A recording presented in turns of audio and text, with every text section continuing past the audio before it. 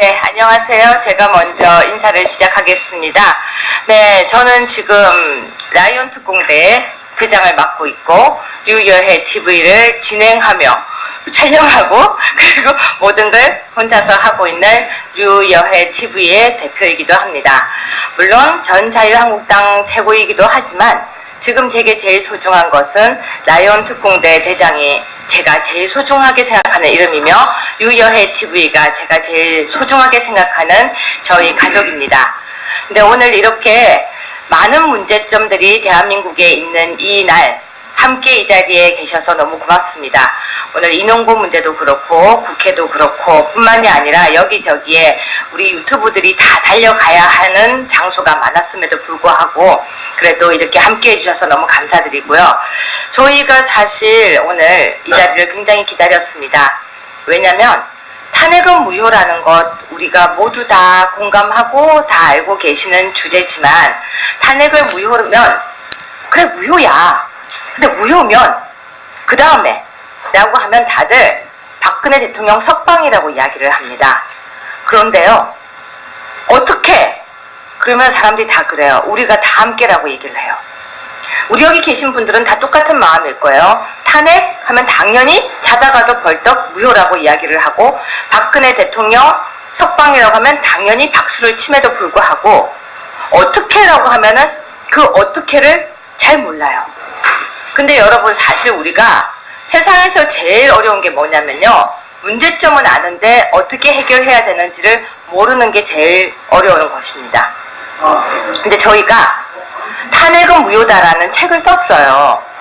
썼더니 처음에 쓰기 시작할 때는 탄핵은 무효일 거야. 당연히 무효라고 생각하고 썼어요. 당연히 무효라고 생각하죠. 그런데 쓰다 보니 욕이 하나하나 늘기 시작했어요. 아니 이 정도까지? 아니 대한민국이 이럴 수가 있어? 어떻게 이럴 수가 있지? 그러다가 책이 완성이 됐을 때는 아 해결 방법이 있구나. 해결 방법이 있어. 그렇다면 어떻게 해결하지? 고민하는 게 아니라 해결 방법이 있는 걸 국민들에게 알리면 보수 우파 국민이 다 함께 그 방법에 동참할 거라고 생각했어요. 그래서 저희는 유튜브를 만들었고 유튜브를 통해서 진실을 알리기 위해 진실 여행을 떠났고 그 책을 여러분들에게 소개를 하고 그리고 바로 형집행 정지를 함께 하자고 외쳤습니다. 그 전에 우리는 문재인과 김정숙에 대한 손해배상 청구 소송을 시작을 해서 우리는 그들에게 피해 본 것을 손해배상을 받아야 하니까 손해배상 청구를 해야 한다라고 생각하고 문재인, 김정숙에 대한 손해배상 청구 소송을 시작했고요. 그리고 헌법재판관에 대해서 고발을 33인이 했어요. 그러니까 법적으로 한 단계, 두 단계를 했고 세 번째가 바로 박근혜 대통령을 구출하자. 왜? 탄핵은 무효니까. 그러면 사면을 기다리면 되느냐? 아니죠. 사면은 그들에게 기다리는 거예요. 어떻게? 해주세요. 안 해주면 어떻게 해요? 해주세요. 부탁하는 거예요. 근데 우리는 그거 적성이 안 맞죠. 그래서 얘들아, 어이 문재인 정부 그리고 지금 현 검찰청 우리 박근혜 대통령 죄 없어. 그러니까 형집행 정지로 내놔. 우린 당당하게 해야겠다라고 생각하고 내놔. 형집행 정지를 시작했습니다. 저희가 지금 걸어오는 길은 오늘로써 2019년 12월 19일 오늘로써 10주차 49회 형집행 정지를 했고 오늘로써 제가 오늘 1625명을 접수 릴레이를 했습니다. 민간인이 한 숫자로는 정말 많이 릴레이를 했죠. 하루도 끊이지 않고 형집행 정지 릴레이를 했습니다. 근데 아쉽습니다. 저는 탄핵이 무효라고 생각하고 박근혜 대통령을 사랑하는 국민들이 너무 많기 때문에 당연히 형집행 정지 릴레이가 시작되면요. 저는 수천 명이 수만 명이 몰려올 거라고 생각했는데 사람들은 다른 이야기를 합니다. 너희가 안 나서도 돼. 우리 서명했어. 우리 탄원서 넣었어. 너희가 안 해도 돼. 다 윗선에서 하고 있어. 너희가 이거 하면 안 돼. 지금 보수 우파 분열되면 안 돼. 지금 선거가 이겨야 돼. 선거 이기기 위해서는 지금 황교안 중심으로 모여야 돼. 지금 정강훈 중심으로 모여야 돼. 너 이거 안 해도 돼. 박근혜 대통령은 안 나오고 싶어 하셔. 별의별 말들이 들리기 시작했습니다. 그리고 이런 말도 있었습니다. 24일에 나오셔. 며칠에 나오셔. 그때까지 우리가 가만히 있으면 나오셔. 희망 고문이죠. 그래서 저희는 우리가 방법이 있는데 그 방법을 여러분들께 잘못 알고 계시거나 아니면 오해하고 계신 분들에게 자세하게 알려드리기 위해서 오늘 이 자리에 왔고요. 정말로 우리가 왜 형집행 정지를 하고 있는지, 그리고 그게 법적으로 어떤 의미가 있는지, 그리고 이것이 얼마나 당당한 보수 우파의 자존심인지를 설명드리려고 합니다. 그 설명을 들어보시고 여러분, 우리 하나로 뭉쳐서 박근혜 대통령을 구해야 합니다. 박근혜 대통령은 지금 대한민국이며 무너진 대한민국의 모습이고 무너진 대한민국 보수 우파의 인권의 대표이며 바로 완전히 자유가 뺏긴 것의 표상입니다. 우리는 박근혜 대통령을 박근혜 대통령으로 부르면 안 됩니다. 박근혜 대통령은 대한민국입니다. 그리고 바로 여러분입니다. 여러분이 지금 나 하나쯤이야 할 때 미래의 여러분의 모습은 바로 제2의 제3의 박근혜입니다. 억울하다고 소리칠 때는 소용없습니다. 지금 여러분이 나 하나쯤이야 하고 넘어가는 이 순간 훗날 불과 몇 개월? 모르죠. 바로 며칠 뒤일 수도 있죠. 우리는 제2의 제3의 박근혜로 핍박받고 자유를 억압받고 인권을 말살당할지도 모릅니다.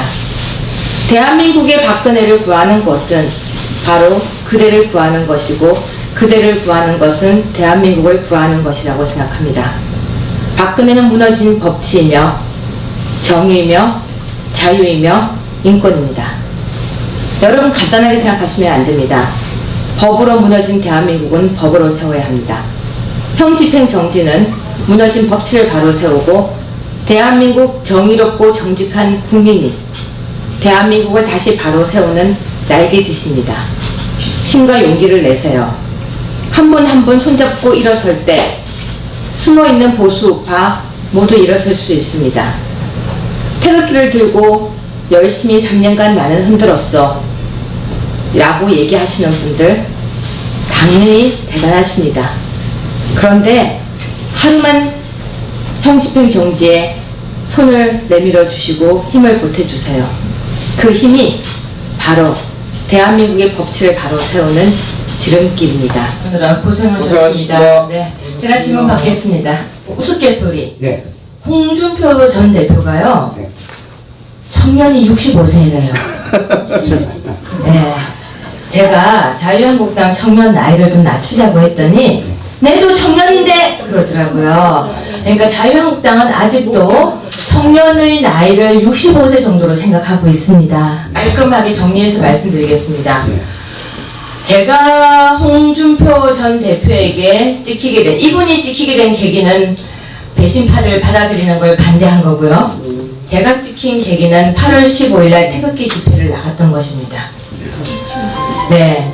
2017년 8월 15일에 태극기 집회에 나갔던 것이 제 인생의 처음 태극기 집회였습니다. 저는 학자였고 공부하는 사람이었기 때문에 탄핵 당시에 저는 책을 썼습니다. 탄핵 당시에 책을 썼습니다. 어떤 책을 썼냐면 비선 실세에 관한 책을 썼습니다.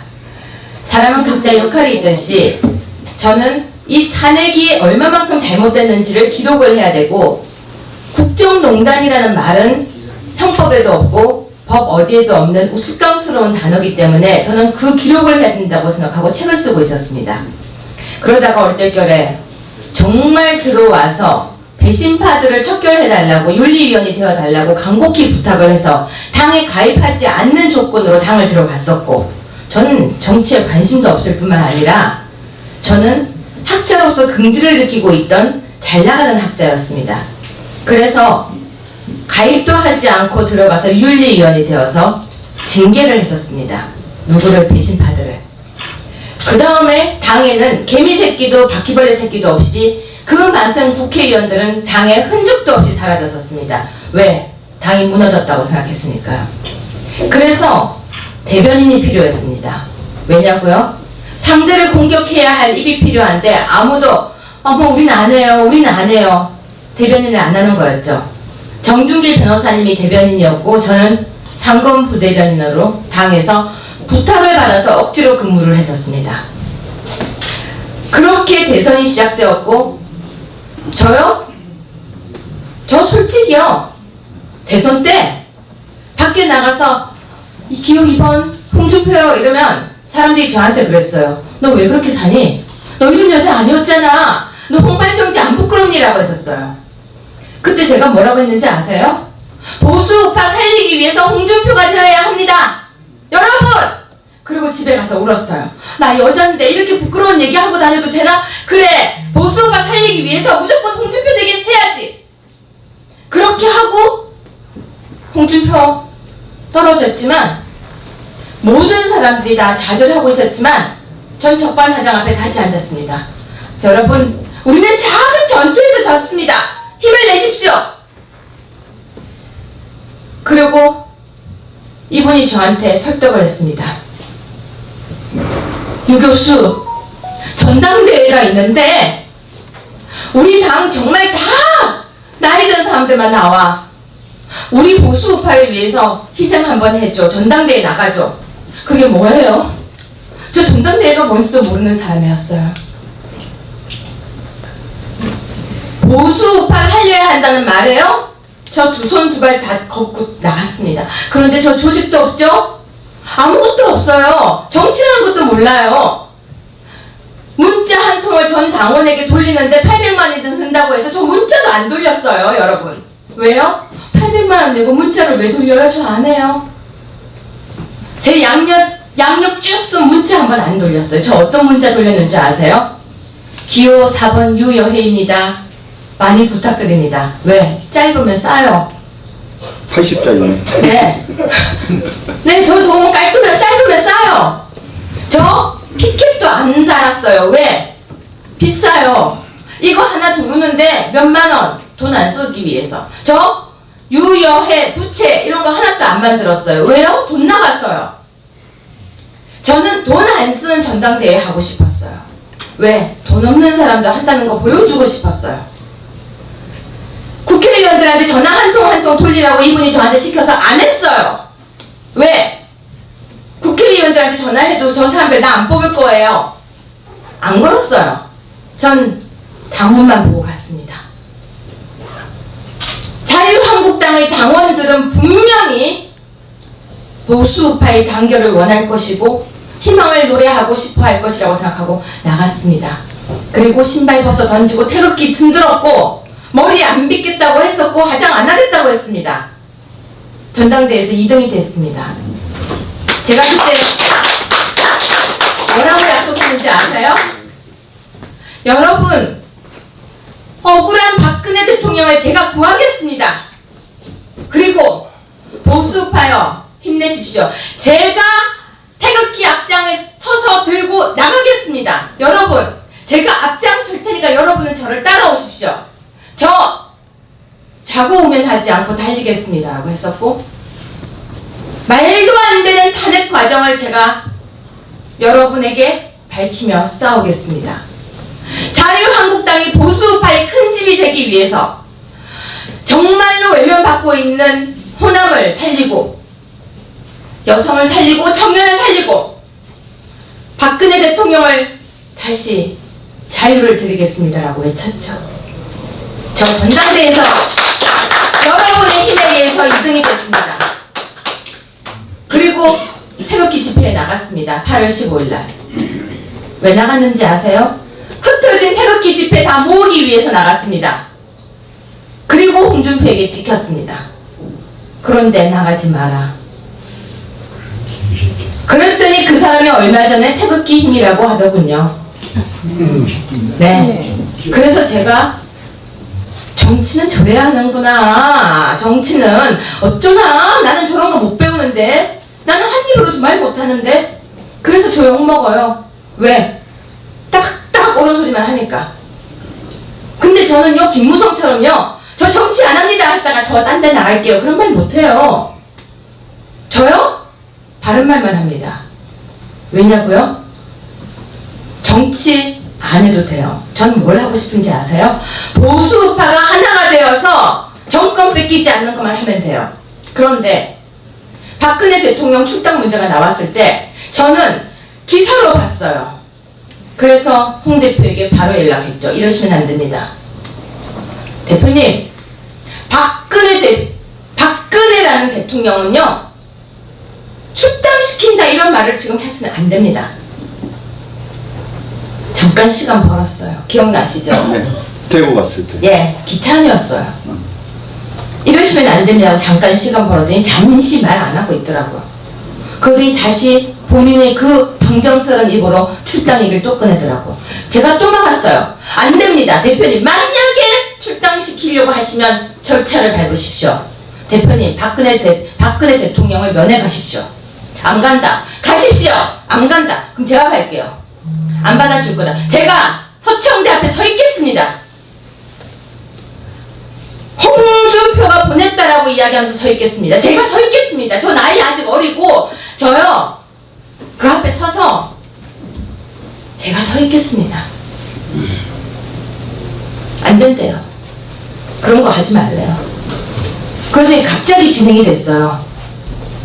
그래서 안 된다고 했더니 회의에서요, 정 변호사님 기억나시죠? 기억나죠. 그 당시 어떻게 진행이 됐는지 본인이 다 책임진대요. 제가요 거수하자 그랬어요. 왜? 기록에 남기자 그랬어요. 그러니까 그것이 의결 사항이냐 보고 사항에 불과하기 때문에 그냥 대표가 그냥 결정할 수 있느냐가 이슈가 됐어요, 법적으로. 당원 당규상. 그 당시 이제 유체고는 이거는 역사에 남겨야 되니까 당연히 그러니까 법적으로도 의결 사항일 뿐만 아니라 누가 찬성을 하고 누가 반대를 하는지를 명확하게 해야 된다. 그러니까 의결하자라고 얘기를 했고요. 그리고 나머지 모든 최고위원은 아무도 그 부분에 대해서 발언을 안 했고, 제가 듣기로는 유채가 당시에 제가 얘기했습니다. 그 다음에 저기 홍준표가 이건 보고사항에 불과하니까 의결할 필요 없다. 그래서 뭉개고 그냥 제명하는 걸 확정했었죠, 당시에. 출당이죠. 네, 그래서 저한테 다들 제 입만 바라보는 거예요. 네가 말하라고. 근데 참 전 신기했어요. 저 정치 모를 때요, 친박, 금박, 먼박, 간별사 그 많은 박박박에 있더니 왜 그 안에 아무도 없는지 전 너무 이상한 거예요. 그래서 제가 그랬어요. 친박이시잖아요. 한마디 하세요. 친박이시잖아요. 한마디 하세요 하니까 다들 하다못해 누나라고 부르던 사람조차도 아무 말이 없었어요. 아무도 말이 없는 거예요. 아무도. 그런데 결국은 출당이 돼버렸죠. 법은 소용없다라고 하는, 당원 당규도 소용이 없다라고 하는 홍준표 대표가 자기 직권으로 했습니다. 근데요, 제가 제일 기가 막혔던 거는 그 다음부터예요. 그 안에서 아무 말 없던 사람들이 갑자기 회의실 문을 열고 나서면서 아 하면서 소리를 들으면서 본인은 막았다는 듯이 얘기를 하는 거예요. 전 무슨 연극을 보는 느낌이었습니다. 저 사람들 뭐 하는 거지? 안에서 하던 모습과 왜 밖에서 하는 모습이 다르지? 그러더니 제가 누구라고는 표현 안 하겠는데 본인은 활복을 하고 싶었다는 사람도 있더군요. 지금은 다른 당의 대표로 갔는데 그때 제가 뭐라고 했냐면요. 제가 그때 했던 말이 있어요. 친박인 사람들 삭발이라도 하세요. 국회의원들 삭발이라도 하고 정말로 대통령 못 모신 죄라고 그 앞에서 단식 좀 하세요. 그러니까 저한테 그러더라고요. 네가 해. 네가 해. 저 친박 아니었어요. 왜냐면 전 저 국회의원도 아니고요. 전 탄핵에도 없었고요. 저는 정말로 국민이었단 말이에요. 제가 하면 모양 안 나와요. 여러분이 친박인 분들이 하세요라고 했더니 네가 해라고 하더군요. 그리고 끝까지 맞선 죄로 전 지켰죠. 그게 그 과정입니다. 그때의 그 약속을 못 지켜서 지금 저는 형집행 정지를 통해서 박근혜 대통령을 지키고 있습니다. 저는 그래서 형집행 정지를 하고 있고 이 형집행 정지조차도 못하게 막고 있는 사람들을 보면서 와 저것이 정치인이구나. 정직하고 정의로운 국민 여러분은요 속지 마십시오. 박근혜 대통령을 구할 수 있는 방법은 지금 단 하나밖에 없습니다. 바로 형집행 정지입니다. 저희는 모든 준비를 다 해놓고 기다립니다. 정준길 변호사가 돈을 받는데 돈 안 받습니다. 정준길 변호사가 이거 하는 거 아무 소용없대. 형집행 정지는 헌법상 규정되어 있는 국민의 청원권입니다. 국민의 청원권은 내가 한 명 접수했을 때 답변을 반드시 받도록 되어 있는 헌법상의 국민의 권리입니다. 즉, 나는 내 대통령 박근혜라는 분을 내놔라. 왜? 나의 대통령이야. 라고 당당하게 주장할 수 있는 국민의 청원권입니다. 그런데 왜 안 하세요? 여러분, 태극기 흔들고 안타까워서 우는 그 시간에 여러분이 서초역 1번 출구에 오시기만 하면 지금 눈이 잘 안 보이시는 김석주님이 라이온 특공대 깃발을 들고 화요일 금요일은 1시, 월, 수, 목 3일은 2시에 언제나 눈이 오나 비가 오나 바람이 부나 매일같이 본인이 몸이 힘들어도 그 몸을 일세워서 깃발을 들고 서초역 1번 출구에서 여러분을 기다립니다. 그러면은 정말로 라이언 특공대의 봉사자들이 돈 한 푼 받지 않고 본인의 돈을 써가면서 기지를 만들어서 이 종이에 한 분 한 분의 이름과 본인이 오셔서 쓰고 뒤에 날인을 하면은 저희가 그분을 모시고 바로 검찰청으로 함께 갑니다. 오늘 49회차 1600명이 넘게 저희의 손을 잡고 검찰청에 가서 접수를 했습니다.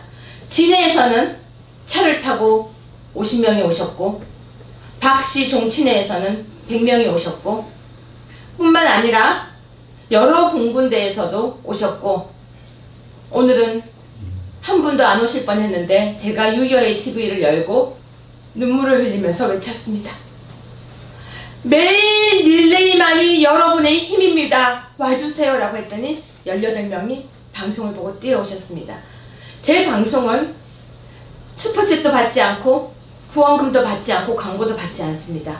그 이유는 탄핵이 무효인 그날 다큐멘터리 영화를 제작하기 위해서 찍고 있는 방송이기 때문에 혹시 노란 딱지가 붙거나 광고료를 받아서 혹시라도 박근혜 팔이라는 오해를 받거나 제가 눈물을 흘리는 날 슈퍼챗을 위해서 운다라고 할까봐 슈퍼챗도 받지 않습니다. 저희는 오늘 방송이 100명이 봤습니다. 100명이 본 방송에서 18명이 그 방송을 보고 오셨습니다. 20%가 움직인 거죠. 저는 많은 사람이 보지 않아도 움직이는 방송을 하고 싶었습니다. 여러분이 지금 운영하고 계시는 방송이 함께 움직인다면 박근혜 대통령이 나오시는 날이 더 빨라질 수 있습니다. 저 유여해를 싫어하는 분도 계실 거고 못마땅하다는 분도 계실 겁니다. 저를 보지 마십시오. 박근혜 대통령을 보십시오. 저를 욕하고 흉보는 사람들 솔직히 말하면 저 한 번도 안 본 분들이 많습니다. 왜 저를 욕하세요? 제가 홍준표에게 욕하고 덤볐다고 욕하세요? 홍준표는 욕을 더 먹어도 됩니다. 왜냐고요? 보수우파를 분열했으니까. 자, 홍문종을 욕을 한다고 저를 욕하는 분들, 홍문종도 욕을 먹어야 됩니다. 왜냐고요? 약속을 안 지켰으니까요. 보수우파는 약속입니다. 약속을 지키지 않는 보수우파는 박근혜 대통령을 구한다는 것도 약속을 못 지키는 겁니다. 저희는 지키는 것만 합니다. 형집행 정지는 여러분과 저의 약속이 아니라 저와 박근혜 대통령과의 약속을 지키는 겁니다. 대통령을 구하겠습니다. 여러분 02-581-8011 02-581-8012로 전화 거시면 저희 봉사자들이 자신의 생계를 뒤로하고 전화를 받아서 안내합니다. 저희는 라이온 특공대는 지금 보셨겠지만 팔이 아프니까 릴레이로 들고 있습니다. 왜 들고 있을까요? 모든 진실은 밝혀지니까요. 그네를 구해야 하니까요. 그리고 모든 진실이 밝혀지는 것에 탄핵은 무효니까요. 저희가 지금 하고 있는 것은 바로 여러분과 함께 하기 위한 외침입니다. 여러분, 제 꿈은요, 하루에 1000명이, 하루에 2000명이 릴레이로 검찰청에 줄을 서서 아침 9시부터 6시까지 박근혜 형집행정지 이걸 외치면서 조용히 올라가는 게 제 꿈입니다. 그리고 박근혜 대통령이 이렇게 방송에 나오는 겁니다. 대한민국 검찰청은 박근혜 대통령을 보수우파 국민의 이어지는 형집행 정지 딜레이로 형집행 정지를 허가하노라라는 방송을 보는 것이 제 꿈입니다. 그리고 박근혜 대통령께서 건강을 찾아서 38kg가 아닌 48kg 정도 되셔서 고기 국물도 먹고 된장국도 드시고 따뜻한 방 안에서 힘을 내서 국민 여러분, 존경하는 국민 여러분,